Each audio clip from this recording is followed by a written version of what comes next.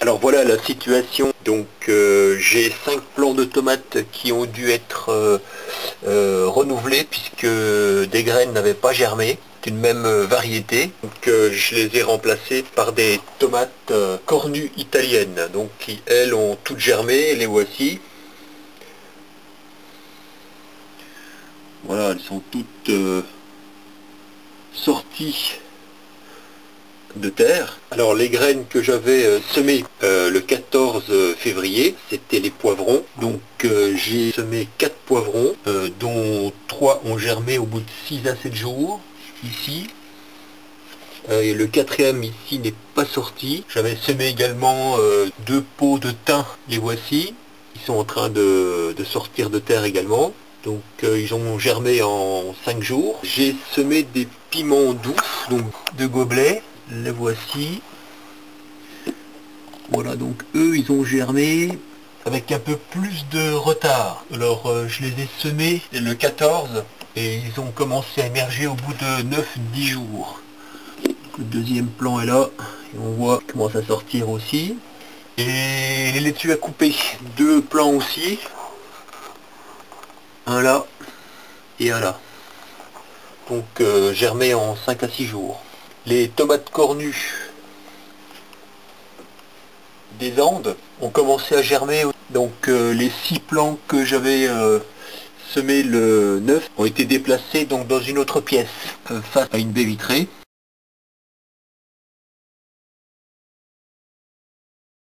Parce que je tente une expérience de les mettre à une température inférieure à 20 degrés pour ralentir leur croissance afin de tenter de d'épaissir le tronc de l'axe de la tige. La température est toujours autour de 20-21 degrés, donc descend à peu près à 18 degrés la nuit. Et l'humidité oscille entre 36 et 42%. Le radiateur bain d'huile assèche l'atmosphère. J'ai remarqué que quand on met du linge à étendre dans la pièce pour le faire sécher, eh bien l'atmosphère se humidifie, se réhumidifie. Donc c'est une petite astuce pour garder une humidité tout de même acceptable dans la pièce. Alors ensuite j'avais réalisé 3 semis de basilic, donc une graine par codé. Donc un est sorti ici, les autres je ne les vois pas encore apparaître. C'est donc le même jour que j'ai planté les tomates cornues italiennes. C'est une variété de tomates, elles sont petites mais très sucrées et très savoureuses. Donc j'en ai fait 7 ou 10 plants, je pense que j'en ai fait 10 parce que j'en ai encore qui ne sont pas... oui, 10 parce que là il y en a déjà 9, 3, 6, 9. Alors le 18, donc j'ai été semer des cailleux d'ail blanc dans le potager.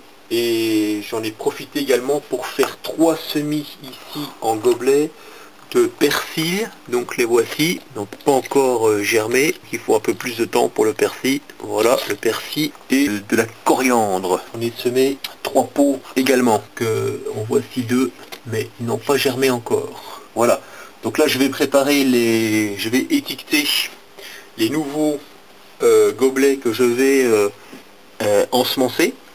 Donc j'en ai 13 à ensemencer, donc je prépare les étiquettes. Voilà, je vais donc commencer par semer les œillets d'Inde. Donc je vais mettre 3 graines par gobelet.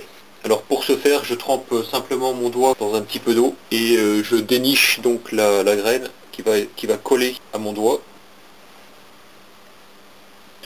Voilà, pour la positionner à la surface du terreau. Encore une fois, j'ai utilisé pour remplir le gobelet un mélange de vermicompost que j'ai présenté dans l'autre vidéo avec du terreau qui avait déjà été utilisé une année. Voilà, comme ceci. Et je vais donc recouvrir justement avec le vermicompost en question. Jusqu'à rabord. En fait, on recouvre les graines juste pour les dissimuler, pour ne plus les voir. Et après, je tasse un petit peu,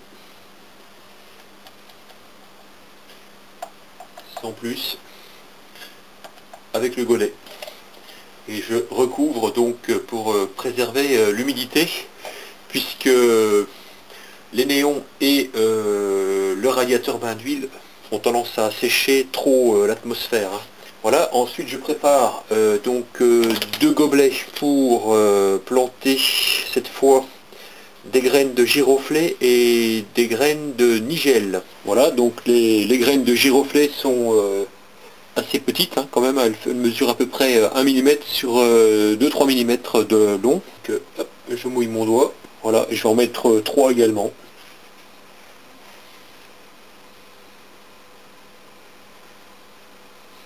Voilà, comme ceci. Et puis je recouvre avec du vermicompost. Je le trouve très aéré, ce vermicompost, et très fin, qui fait que ça convient parfaitement pour les semis. On le positionne facilement à l'endroit où on veut le placer. Voilà, pas trop. Et puis on tasse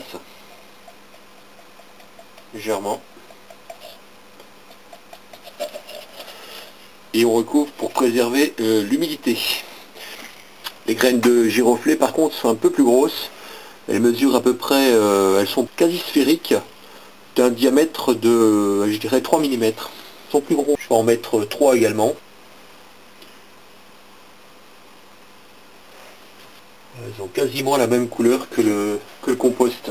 Ensuite, je recouvre avec le compost, comme ceci, et je tasse.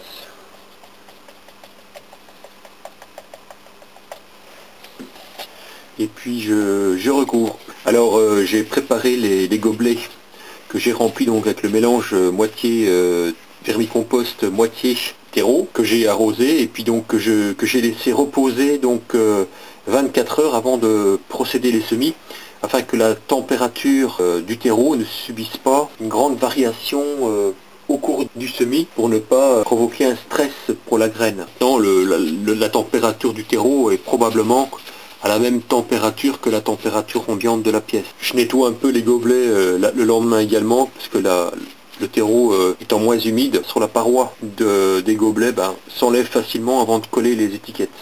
Là par contre, vu la taille des grains, donc je vais planter uniquement un seul grain de maïs doux par godet. Voilà, alors pour les graines de maïs qui sont quand même beaucoup plus grosses, eh bien je vais simplement créer un petit cône dans le terreau, dans le substrat, pour y déposer la graine. Voilà, comme ceci. Et puis donc je vais recouvrir de nouveau avec compost.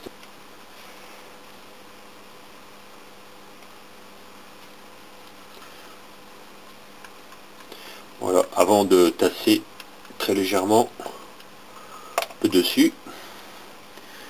Voilà, et de recouvrir à nouveau avec un deuxième gobelet pour préserver l'humidité. Voilà. Alors, je fais pareil pour les 4 autres semis. Voilà, donc là je vais semer des laitues à couper. Donc les graines mesurent à peu près 1 mm sur 4-5 mm. Donc je mouille le doigt et je positionne une graine au centre du gobelet. Voilà, comme ceci. Et je recouvre encore une fois d'une fine couche de compost avant de tasser légèrement. Voilà, puis je recouvre à nouveau avec les gobelets pour préserver une atmosphère humide. Donc les graines de rhubarbe sont beaucoup plus grosses. Les voici. Donc elles font quasiment 1 cm de hauteur.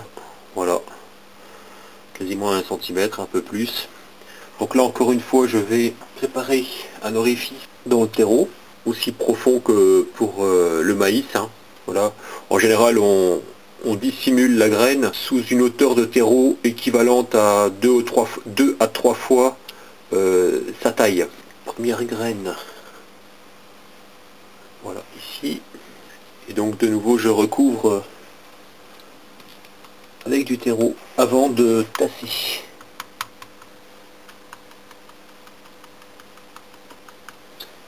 Voilà, et donc l'humidification de la graine va se produire par capillarité dans le terreau, puisque chaque gobelet est muni d'un orifice à la base, et ce qui fait que l'eau qui est dans les réservoirs peut donc par capillarité remonter dans le substrat, et donc le substrat reste toujours humide. Et pour accroître encore l'humidité, et bien donc je recouvre les gobelets avec un deuxième gobelet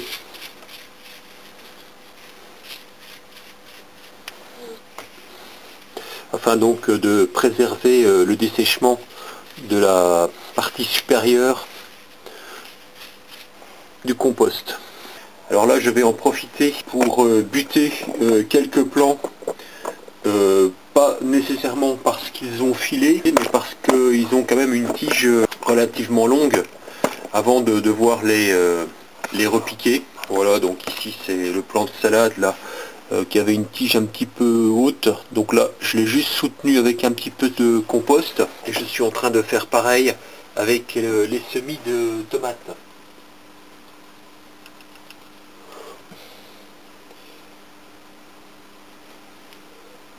Voilà, donc faites ça vraiment précautionneusement, hein, parce que ces plants sont encore très fragiles.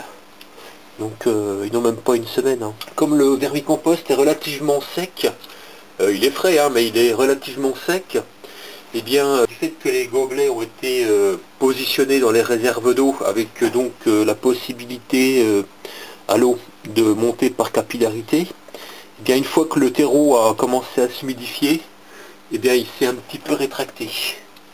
Donc à la limite c'est pas plus mal, ça permet de buter les semis en phase de croissance, hein. Pour les plants de poivrons qui sont là-bas, voilà, là j'ai pratiquement un retrait d'1 centimètre.